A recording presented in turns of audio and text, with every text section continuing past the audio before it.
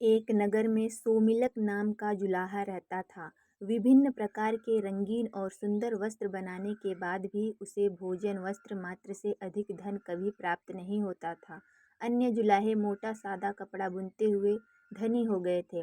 उन्हें देखकर एक दिन सोमलिक ने अपनी पत्नी से कहा, प्रिय, देखो, मामूली कपड़ा बुनने वाले जुलाहों ने भी कितना धन वैभव संचित कर लिया है, और मैं इतना सुंदर उत्कृष्ट वस्त्र बनाते हुए भी आज तक निर्धन ही हूँ।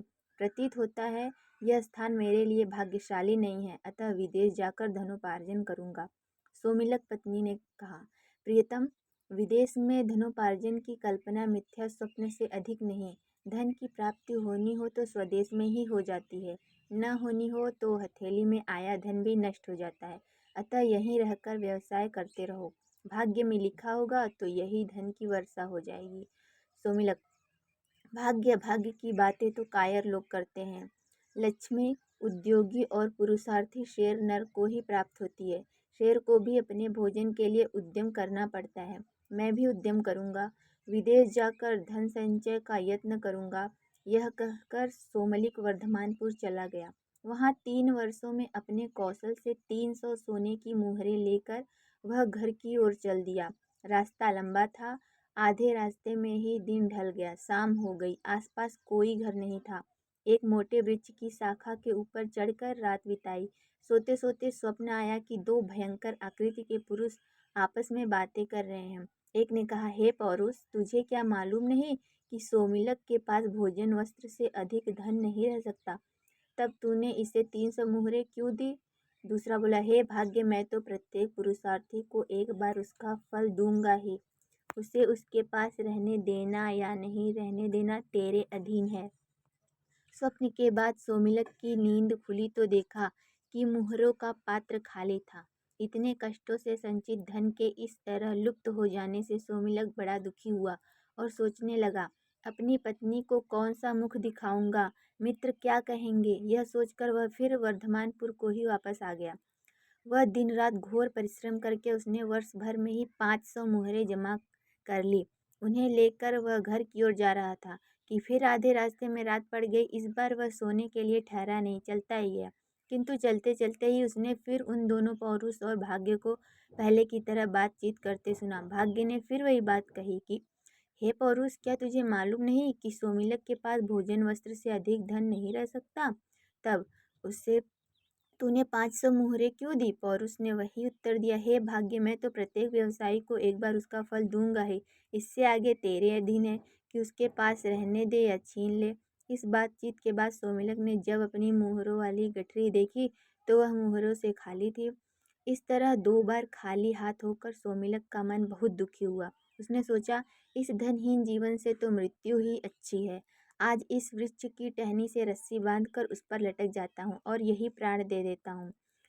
गले में फंदा लगा उसे टहनी से बांधकर जब वह लटकने ही वाला था कि उसे आकाशवाणी हुई, सोमिलक, ऐसा दुस्साहस मत कर, मैंने ही तेरा धन चुराया है। तेरे भाग्य में भोजन वस्त्र मात्र से अधिक धन का उपभोग नहीं लिखा। व्यर्थ के धन संचय में अपनी शक्तियाँ नष्ट मत कर। घर जाकर सुख से रह। तेरे साहस से तो मैं प्रसन्न हूँ। तू चाहे तो एक वरदान मांग ले, मैं तेरी इच्छा पूरी करूंगा। सोमिलक ने कहा, मुझे वरदान में प्रचुर धन दे दो। अदृष्ट देवता ने उत्तर दिया, धन का क्या उपयोग? तेरे भाग्य में उसका उपभोग नहीं है। भोग रहित धन को लेकर क्या करेगा? सोमिलक तो धन का भूखा था, बोला, भोग हो या न हो, मुझे धन ही चाहिए। बिना उपयोग या उपभोग के भी धन की बड़ी महिमा है। संसार में वही पूज्य माना जाता है जिसके पास धन का संचय हो। कृपण और अकुलीन भी समाज में आदर पाते हैं। सोमिलक की बात सुनने के बाद देवता ने कहा, यदि यही बात है, धन की इच्छा इतनी ही प्रबल है, तो तू फिर वर्धमानपुर चला जा। वहाँ 2 बनियों के पुत्र हैं, एक गुप्त धन, दूसरा उपभुक्त धन। इन दोनों प्रकार के धनों का स्वरूप जानकर तू किसी एक का वरदान मांगना। यदि तू उपभोग की योग्यता के बिना धन चाहेगा तो तुझे गुप्त धन दे दूंगा, और यदि खर्च के लिए धन चाहेगा तो उपभुक्त धन दे दूंगा। यह कहकर वह देवता लुप्त हो गया। सोमिलक उसके आदेशानुसार फिर वर्धमानपुर पहुंचा। शाम हो गई थी। पूछता पूछता वह गुप्त धन के घर पर चला गया। घर पर उसका किसी ने सत्कार नहीं किया। इसके विपरीत उसे भला बुरा कहकर गुप्तधन और उसकी पत्नी ने घर से बाहर धकेलना चाहा, किंतु सौमिलक भी अपने संकल्पना का पक्का था। सबके विरुद्ध होते हुए भी वह घर में घुसकर जा बैठा। भोजन के समय उसे गुप्तधन ने रूखी सूखी रोटी दे दी। उसे खाकर वह वहीं सो गया। स्वप्न में उसने फिर वही दोनों देव देखे। वे बातें कर रहे थे। एक कह रहा था, हे पौरुष, तूने गुप्तधन को भाग्य से इतना अधिक क्यों दे दिया कि उसने सौमिलक को भी रोटी दे दी। पौरुष ने उत्तर दिया, मेरा इसमें दोष नहीं। मुझे पुरुष के हाथों धर्म पालन करवाना ही है। उसका फल देना तेरे अधीन है। दूसरे दिन गुप्तधन पेचिश से बीमार हो गया और उसे उपवास करना पड़ा। इस तरह उसकी क्षतिपूर्ति हो गई।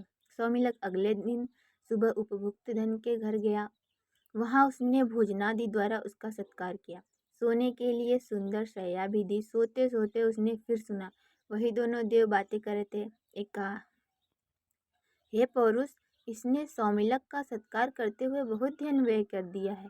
अब इसकी क्षतिपूर्ति कैसे होगी। दूसरे ने कहा, हे भाग्य, सत्कार के लिए धन व्यय करवाना मेरा धर्म था। इसका फल देना तेरे अधीन है। सुबह होने पर सौमिलक ने देखा कि राज दरबार से एक राजपुरुष राजप्रसाद के रूप में धन की भेंट लाकर उपभुक्त धन को दे रहा था। यह देखकर सौमिलक ने विचार किया कि यह संचय रहित उपभुक्त धन ही गुप्त धन से श्रेष्ठ है। जिस धन का दान कर दिया जाए या सत्कार्यों में व्यय कर दिया जाए, वह धन संचित धन की अपेक्षा बहुत अच्छा होता है।